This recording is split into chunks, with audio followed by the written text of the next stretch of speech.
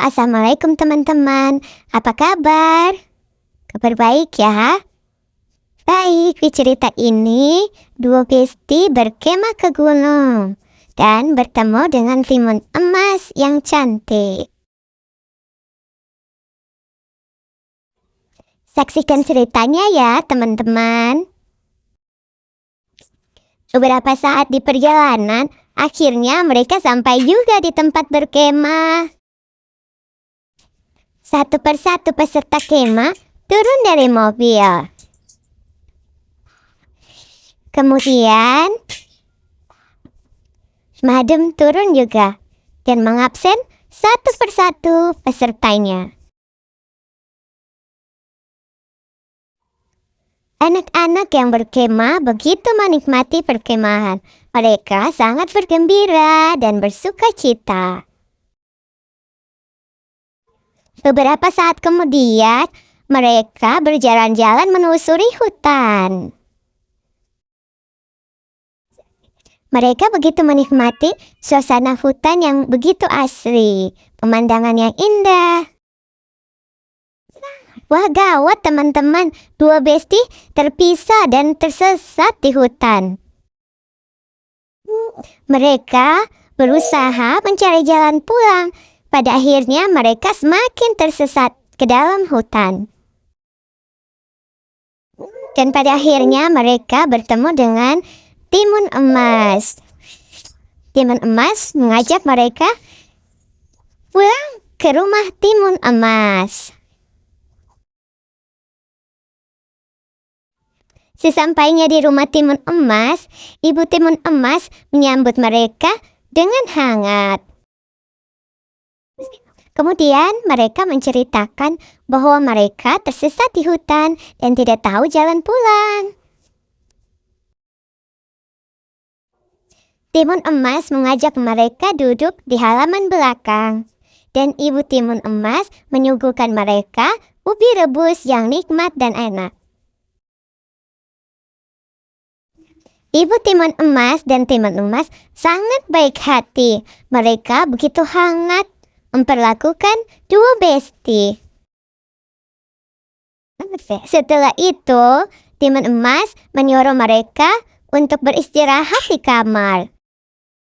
Wah gawat teman-teman, raksasa jahat keluar dari gua. Dan dia pergi ke rumah timun emas untuk meminta janji ibu timun emas.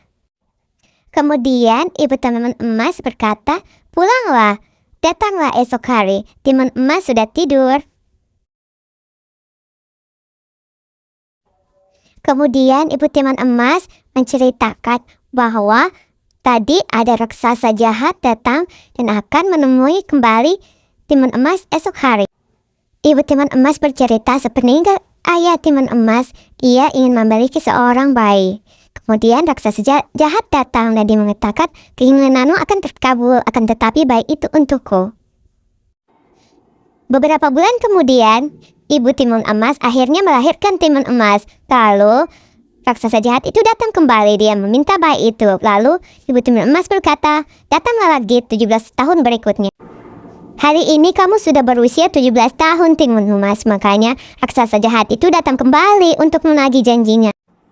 Keesokan harinya, raksasa jahat itu datang kembali ke rumah timun emas untuk mengambil timun emas. Dan akhirnya, timun emas dan dua besti ingin melawan raksasa jahat itu. Kemudian, raksasa itu mengejar mereka. Mereka berlari, kemudian mereka menyusuri sungai. Raksasa itu terus mengejar mereka hingga ke tepian sungai. Mereka berlari dan berlari terus.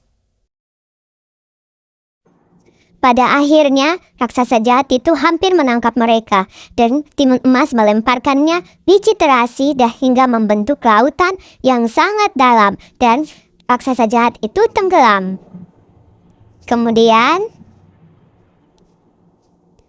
timun emas kembali kepada ibunya. Mereka saling berpelukan dan berbahagia.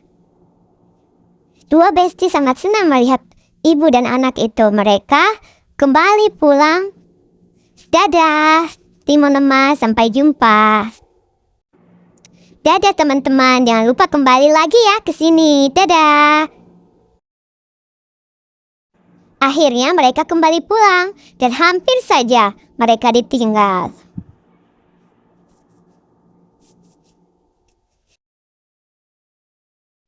Mada marah kepada mereka karena telat. Tapi it's okay untuk cerita hari ini. Bye-bye, nantikan di video berikutnya ya.